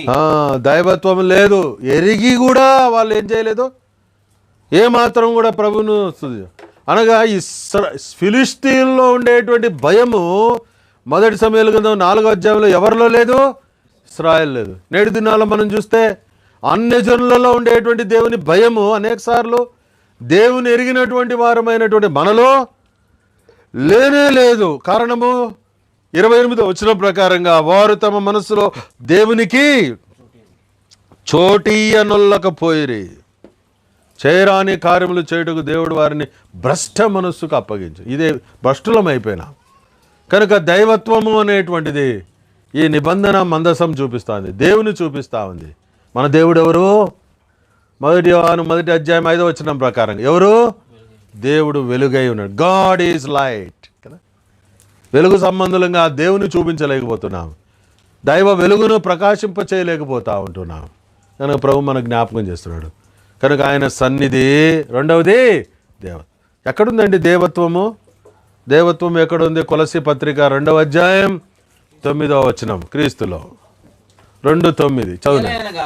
దేవత్వము యొక్క సర్వ పరిపూర్ణత శరీరముగా క్రీస్తునందు నివసించుచున్నది. చాలండి. కనుక ఎక్కడ మనం చూస్తున్నాం ఈ యొక్క దేవత్వం అనేటువంటిది ఎక్కడుంది? శరీరాకారము, bodily it is in the God, it is found in Christ, క్రీస్తులో ఉంటున్నది. కనుక దీన్ని మనము ప్రదర్శించాలన్నా, దీన్ని ఇతరులకు చూపించాలన్నా, దీన్ని ఇతరులకు కనపరచాలన్నా మనం ఎక్కడ ఉండాలా? 10వ వచనంలో మనం చూస్తే in him you are complete, ఆయన యందు ఆయన యందు మనం ఉంటూ రావాలి. ఇది ప్రభు కోరుతా ఉన్నాడు. 2 తలంపులు చూసాం, మన సమయం అయిపోయింది. కనుక దేవుని నివాస స్థలములో కనుక ఉండేటువంటి మరి 2 లక్షణాలు మనం చూస్తూ వచ్చినాం. ఏంటిది అది? దేవుని సన్నిధి, తర్వాత దైవత్వం. ఇంతకుముందు 3 చూసాము, ఇవి 2. కనుక నిబంధన మందసం ద్వారా 2 విషయాల్ని ప్రభు మనకు జ్ఞాపకం చేస్తూ ఉంటున్నాడు. కనుక ఇదిగో దేవుని నివాసము మీ మధ్య ఉన్నది అంటే అర్థమైందంటే దేవుని సన్నిధి ఉంది, దైవత్వము ఉంది.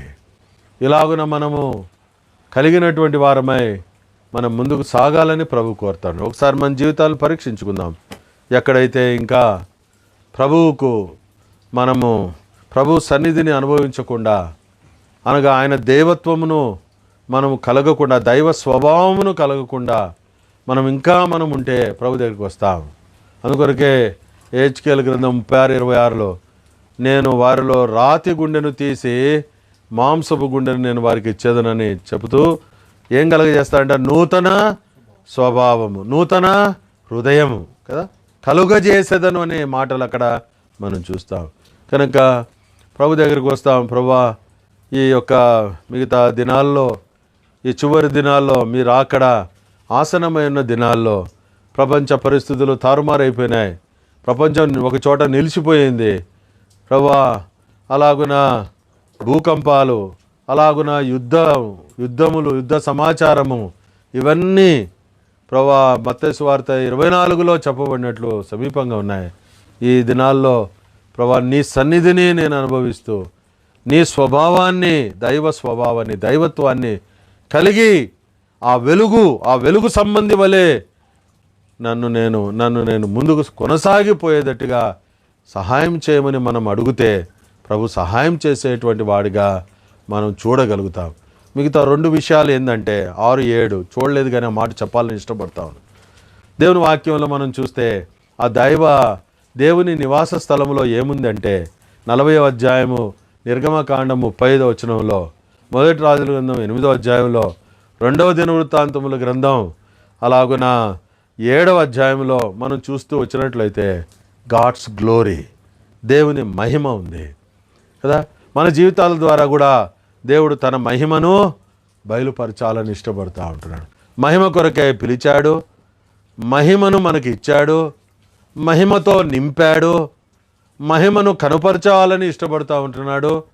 ఆ మహిమ దైవ భయములో కొనసాగాలని, ఆ మహిమ కొరకే పాలివారిగా మనం ఉండాలని ఒక దినం వస్తుంది ప్రభు వచ్చినప్పుడు ఈ దీన శరీరము మహిమగల శరీరముగా ఉంటుంది. కనుక దాని గురించి మీరు ఇంకనూ ధ్యానిస్తూరండి. 7వదిగా చివరిగా దేవుని నివాస స్థలంలో ఏముందంటే అక్కడ అంటే డ్వెల్లింగ్ ప్లేస్. ఈ డ్వెల్ అనేది అద్భుతమైనటువంటి మాట. 2 ఆత్మీయమైనటువంటి అర్థాలను మనకిస్తుంది. ఒకటేమో షేరింగ్, ఇంకోటేమో కేరింగ్. కనుక దేవుని నివాస స్థలంలో ఏముందంటే షేరింగ్ ఉంది, కేరింగ్ ఉంది. అనగా ఆయన మన యందు లక్ష్యం ఉంచేటువంటి వాడు, తర్వాత ఆయన మనతో పంచుకునేటువంటి వాడు. అందుకొరకే ప్రకటన గ్రంథం 3వ అధ్యాయం 20 వచనంలో చూస్తే నేను అతనితోనూ అతడు నాతో కూడాను భోజనము ఫెలోషిప్. అనగా ఇక్కడ ఏం జ్ఞాపకం చేయబడుతుందంటే sharing, God sharing with us కదా. భక్సింగ్ గారు షేరింగ్ గాడ్ సీక్రెట్స్ కదా. ప్రభువు మనతో రహస్యాల్ని పంచుకొనుట అద్భుతమైనటువంటి అనుభవం. ఎక్కడ ఇది? ఎక్కడ? God's dwelling place, praising place, ప్రభువును స్తుతించేటువంటి స్థలంలో ఇది మనం పొందుతాం. ఇంకేం చేస్తాడు? He cares for us. అందుకొరకే ప్రకటన గ్రంథం 7వ అధ్యాయం ఆ చివరి వచనంలో చూస్తే ఆయన కాపరియే వారిని ఎక్కడికి నడిపిస్తాడంట? జీవజలముల బుగ్గల యొద్దకు ఆయన నడిపిస్తాడు. It is his caring. అంటే దేవుడు తన ప్రజలైనటువంటి వారిని ఆయా చోట్లకు నడిపించేవాడుగా ఉంటున్నాడు. So this is the third thing that we learn from heaven. కనుక పరలోకమునకు సంబంధించిన దాంట్లో మనం నేర్చుకున్న దేవుని నివాస స్థలము అన్నటువంటిది 7 విషయాల్ని మనం చూస్తూ వచ్చినాం. ఇవి ఏం మనకు జ్ఞాపకం చేస్తాయంటే కనుక ఆ వెలుగును సూచించేవిగా ఉంటున్నాయి. అందుకొరకే దేవుని నివాస స్థలం కదా. అందుకొరకే ఆ స్థలంలో గొర్రె పిల్లయే దానికి దీపం 21, 23లో ప్రకటన గ్రంథంలో మనం చూడగలుగుతుంటున్నాం. కనుక అలాగున ఈ 7 అంతల విధానంలో ఈ వెలుగులో ప్రభువును స్తుతిస్తూ దేవుని నివాసం యొక్క అద్భుతమైనవి కొన్ని విషయాలే చూసాం. దేవుని నివాసం ఇట్స్ వాస్ట్ సబ్జెక్ట్. కనుక మీరు ధ్యానిస్తూ ఆత్మీయమైన విషయాలు నేర్చుకోనండి. ఈ రాత్రి మనం నేర్చుకున్నట్టుగా దైవ సన్నిధి, దైవత్వము, దేవుని మహిమ, దేవుని రహస్యములు కనుక కలిగి ఉంటూ ముందుకు సాగాలని ప్రభు మనల్ని కోరుతున్నాడు. అట్లు చేయుటకు ప్రభు మనకి ఎంతైనా సహాయం చేయను గాక. ప్రార్థన చేసుకుందాం.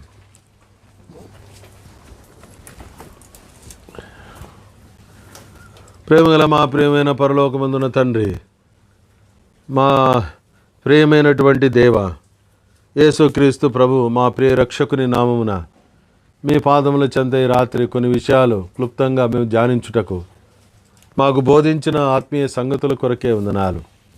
మా జీవితంలో నీ సన్నిధి ప్రభా, మా జీవితంలో మీ దైవత్వం, దేవుని మహిమ, దేవుని రహస్యములు ప్రభా మేము కలిగినటువంటి వారిగా దేవుని నివాసములో ఉండాలని మాకు బోధిస్తూ వచ్చారు. అనేకసార్లు మీ సన్నిధి, మీ స్వభావము, అనేకసార్లు నమ్మకమైన ప్రభా నీ మహిమ ప్రభా మీ రహస్యాలు లేనటువంటి అంధులముగా, దౌర్భాగ్యులముగా జీవించిన వారము కనుక నన్ను మమ్మల్ని క్షమించండి, నీ రక్తముతో కడగండి. మీరు అక్కడ దినములు ఆసన్నమవుతున్నటువంటి దినాల్లో మేమున్నాం. జాగరూకులముగా మేము పరిశుద్ధతలో ముందుకు సాగుతూ దైవికమైన ఈ విషయాలు మేము కలిగి ఉండుట కొరకే సహాయం చేయండి. నీ వాక్యాన్ని మా కొరకు దీవించండి, మా హృదయ పలకల మీద రాయండి. ప్రభా శత్రువు ఎత్తుకొని పోకుండా సహాయం చేయండి. ప్రేమన మా ప్రభా, ప్రస్తుతం ప్రపంచంలో అనేక మంది ప్రభా ఈ యొక్క కరోనా వైరస్తో బాధపడుతూ ఉన్నారు. చెన్నై జోషామలో ఒక సహోదరి మాణిక్యం ప్రభా, ఆమె ప్రభులో నిద్రించింది. ప్రేమన మా ప్రభా ఆ కుటుంబాన్ని మీరు ఆదరించండి. ప్రేమన మా ప్రభా ఎంఆర్ఎఫ్ ఐజక్ గారు ప్రభా, ఇంకా అనేక మంది వారి కుటుంబం అంతా బాధపడుతూ ఉంటున్నారు. మిసెస్ లిజీ ఎరిక్ గారు, ప్రేమైన మా ప్రభా వీరందరినీ కనికరించండి. ప్రేమైన ప్రభా ఈ యొక్క సాయంకాలం మేము వింటూ వచ్చిన మునేకోలలో ఉన్న సౌర్ రాజశేఖర్ ప్రస్తుతం హైదరాబాద్లో ఉన్నాడు. తను కూడా కోవిడ్ పాజిటివ్గా గుర్తించినారు. ప్రేమైన మా ప్రభా తనను కూడా మీరు కనికరించండి. ప్రేమైన మా ప్రభా ముట్టండి, స్వస్థపరచండి. ప్రేమైన మా ప్రభా ఇది ఎందుకు వచ్చిందో, దేని నిమిత్తం వచ్చిందో మేము ఎరగము, కానీ నువ్వు ఆజ్ఞాపిస్తేనే నీ యొక్క ఉత్తర్వు లేకుండా ఒక్కటి రాదు ప్రభా. అయితే ప్రభా మేము మీ పాదాలను ఆశ్రయిస్తూ ఉంటున్నాం, మీరే సహాయం చేయండి. అనేక మంది మెడికల్ ఫీల్డ్లో పనిచేస్తున్నటువంటి మా ప్రియులు ఎంతోమంది అఫెక్ట్ అవుతూ ఉన్నారు నాయనా, మా సంఘంలో కూడా ఉన్నారు. వారి చుట్టూ మీరు అగ్ని ప్రాకారంగా మీరు ఉండండి, సహాయం చేయండి. నమ్మకమైన మా తండ్రి తిమోతి ఆసిర్ బ్రదర్ ప్రభా, వారి యొక్క ఫ్లాట్లో చాలా ప్రభా ఈ యొక్క వ్యాధి వచ్చి ఫ్లాట్ను సీల్ చేసినారు ప్రభా. Timothy Asir brother, Rebecca sister, Joy వారి చుట్టూ మీ ప్రాకారాన్ని ఉంచండి నాయనా. వారిని మీరే కాపాడమని ప్రార్థన చేస్తాం. నీ భద్రతలో ప్రభా మీరు వారిని ఉంచవలసిందిగా ప్రార్థన చేస్తూ ఉంటున్నాం. నమ్మకమైన మా తండ్రి అలాగున నీ కృపా నీ కార్యాలను ప్రభా నీ ప్రజల్లో మీరు జరిగించవలసిందిగా ప్రార్థన చేస్తూ ఉంటున్నాం. దేవుని ఇల్లు కట్టబోట కొరకై ప్రేమైన మా ప్రభా మీరే ఎంతైనా సహాయమును దయచేయండి. ప్రేమైన మా ప్రభా ప్రతి అడ్డుగోడ, ప్రతి అడ్డు రాయిని మీరు తొలగించండి. నీ శక్తిని, ప్రభావాన్ని విడుదల చేయండి. ప్రభా నీ గొప్పతనాన్ని రుజువు చేయండి. మీరే సహాయం చేయవలసిందిగా ప్రార్థన చేస్తున్నాం. ఇంకా సంఘంలో అక్కర్లు, సార్వత్రిక సంఘ అక్కర్లు ప్రభా, ఈ ఆన్లైన్ మినిస్ట్రీస్ రకరకాలుగా జరుగుతూ ఉన్నాయి.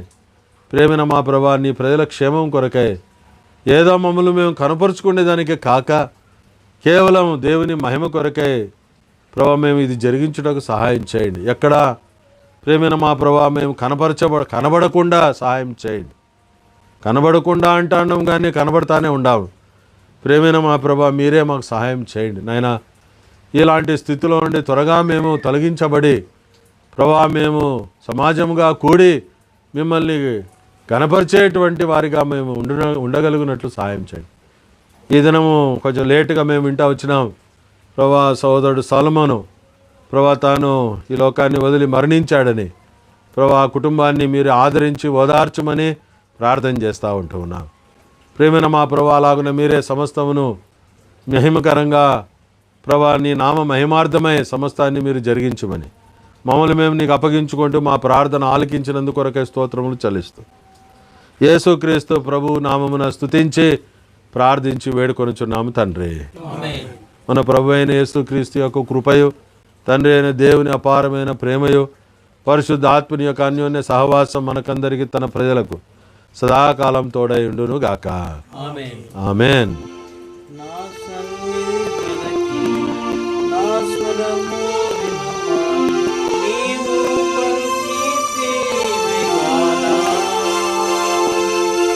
నా సన్నిధి వెదకి నా స్వరము వినుమాని నీవు పల్కితివి గానా.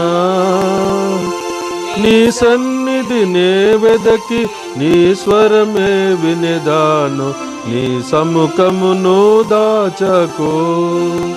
నీ సన్నిధి నే వెదకి నీ స్వరమే వినేదాను, నీ సముఖం ను దాచకు. ఉదయ సాయంత్రముల నెల్ల వేళల ప్రభువా నే ధ్యానించి పాడెదన్. ఉదయ సాయంత్రముల నెల్ల వేళల ప్రభువా నే ధ్యానించి పాడెదన్. పరిశుద్ధుడు పరిశుద్ధుడు పరిశుద్ధుడని దూతలు పాడుట వినబడుచుండెన్. పరిశుద్ధుడు పరిశుద్ధుడు పరిశుద్ధుండని దూతలు పాడుట వినబడుచుండెన్. Praise the lord.